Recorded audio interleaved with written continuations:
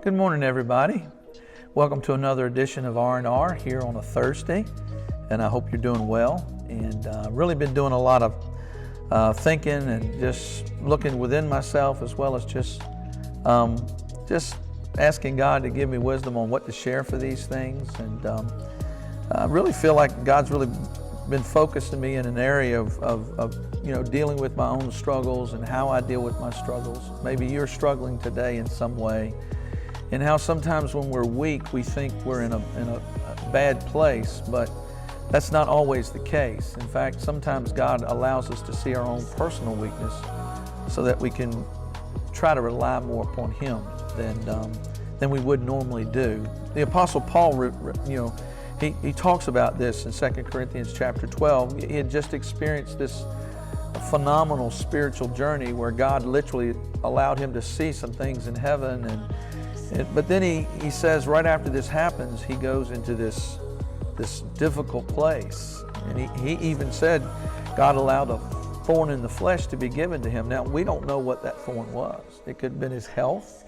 It could have been someone that was hounding him or causing him trouble. It could have been a temptation.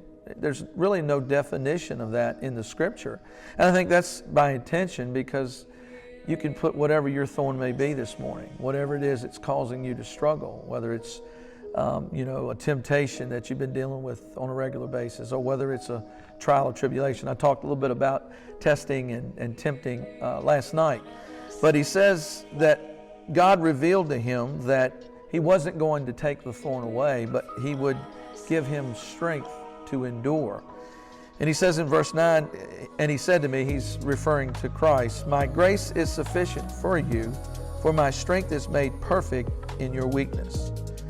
And therefore most gladly I will rather boast in my infirmities, that the power of Christ may rest upon me. Therefore I take pleasure in my infirmities, in reproaches, in needs, and persecutions, and distresses, for Christ's sake. For when I am weak, then I am strong."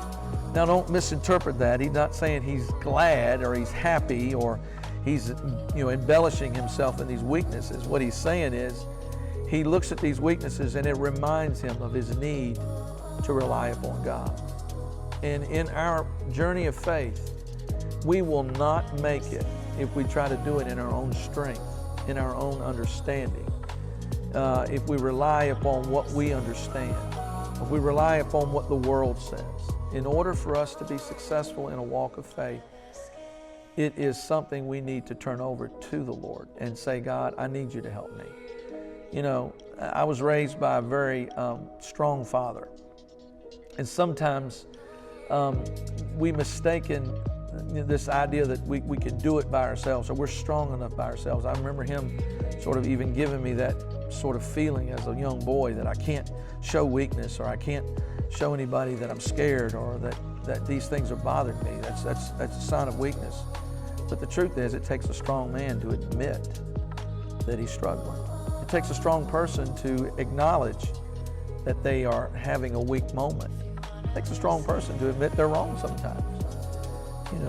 Too many times we just let things keep going and we don't reach out and get the help we need, and then we end up in a worse place. God doesn't want you to be there. God doesn't want you to stay there. What He wants you to do is just turn to Him. Ask Him for His help. If you need forgiveness, ask for His forgiveness. If you need His strength, ask for His strength. And He has promised that He will be there. If you are sincere and your motives are pure, God knows your heart. God understands your circumstance. All you need to do is just turn it over to the Lord. So what's your struggle today? What are you facing that's overwhelming you? God doesn't want you to be there. God doesn't want you to remain there. Maybe He just wants you to turn to Him and say, "Lord, help me." Whatever it may be, He's promised to be a strength and a help in whatever trouble you find yourself in. So why don't you just turn it over to Him and say, "God, I'm not going to worry about this. I'm going to give you this, and I'm just going to rely upon your strength to get me through." And I'm sure God will show up. I hope and pray this helps you. I'm praying that God would just continue to help us all as we travel through these challenging times. And as we do that, I know God will be there at every place. God bless you, and have a great day.